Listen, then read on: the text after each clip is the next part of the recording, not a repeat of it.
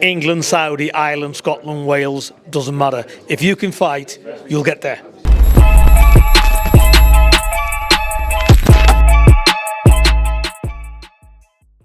Danny Gaffone for Pro Boxing fans in Rotherham. It's a pleasure to be joined for the second time in a handful of days by Peter Fury. Peter, good to see you. Congratulations. Job done for Hughie tonight. Yeah, pleased with it. You said during the week at the press conference you wanted Dovchenko as opponent because he's a tough man, he'll give you rounds and he'll throw punches. I think it's fair to say arrived as advertised? Arrived as advertised, exactly what he said on the tin. It went exactly as I thought it would go.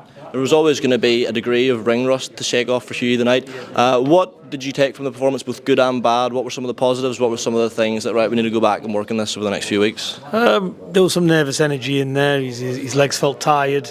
Just stuff like that. Been inactive for 3 years, But I said when I spoke to him in the corner, I said, "This is what it is." He went, "Yeah, no problem." He just got on with it. So that's the kind of stuff I liked. So next time, it'll be different again. I was actually just a few feet from you once Hughie was waiting to go out and the DJ was playing and they were doing the MCing, and I saw you lean over to him and it looked to me like you said just enjoy it. How much of it was just that, like falling back in love with boxing after I'm sure what's been an incredibly frustrating time for both you and Hughie? There's a lot involved. Hughie's got all the skill set in the world, but look, you've got to pace your fights. You've got to be relaxed in there. There's a lot involved to get the best performance. And 3 years out, I was happy with it. He let his hands go as well. Because let's face it, with somebody like that and 3 years out, a lot of fighters won't be able to get their hands off. They can't get going. They hesitate.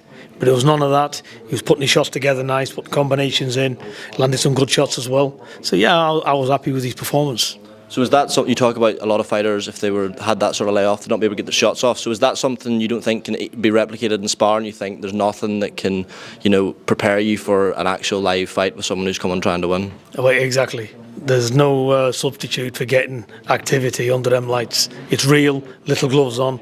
You got a guy who's tough as teak. You throw good shots at him. He smiles. He comes back and he's trying to throw his own. They're the worst type of fighters to fight, are they? So there, you've got to use your mindset. You've got to be clever. You've got to be smart. You can't meet fire with fire, So he had to think in there. Although he was winning comfortably, he still had to think and he had to be switched on for 3 minutes of every round, which is what he needed. There's no point getting a tomato can to sit on the ropes, take a few shots, look brilliant and fall over and think, oh, he's back, when he hasn't done anything. So, he had a good live opponent. So is that something that you were big on coming into this fight? Because you mentioned having a tomato can. Now, there's hundreds of heavyweights you could have got in there for Hughie to go in and bowl over, and it would probably like these sort of viral moments. But does that not really serve him any purpose? Is that the thinking there? Yeah, look, it's his 30th fight. He's been 3 years out. But, I know what he can do and what he shows in the gym.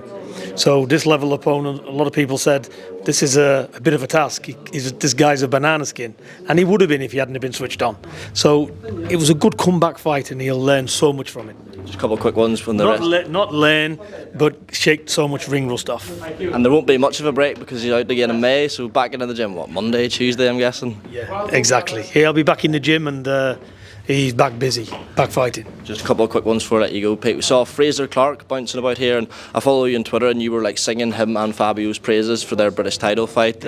Is that a fight, though, one of those two? Obviously not next, of course, but down the line once Hughie gets back to prime Hughie Fury, is that sort of a name you'd entertain?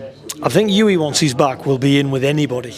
But for now, we're going to pick his fights because he's 3 years out. And, I want the best of Hughie Fury before he fights for these type of titles. Me, as a trainer, not just his father, has got to give him every opportunity. When the ring rust is off, I'm happy with his performances. I'll know when he's ready. Then all these type of fights he can take. Just last one, man Hughie shared the ring with. Many people thought beat was Joseph Parker.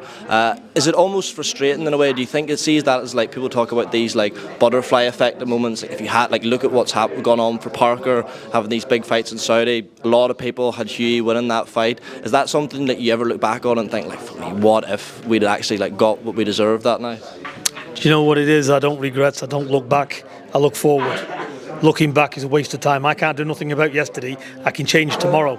So I'm not interested. And I've always said this, England, Saudi, Ireland, Scotland, Wales, doesn't matter. If you can fight, you'll get there, no matter what. So that's it. If you're good enough, you'll get there. So let's get him on that path. He's on the right train. He's back on the railway track. Let's get him going. good to see him back. Good to see you. Good form, Peter. All the best for.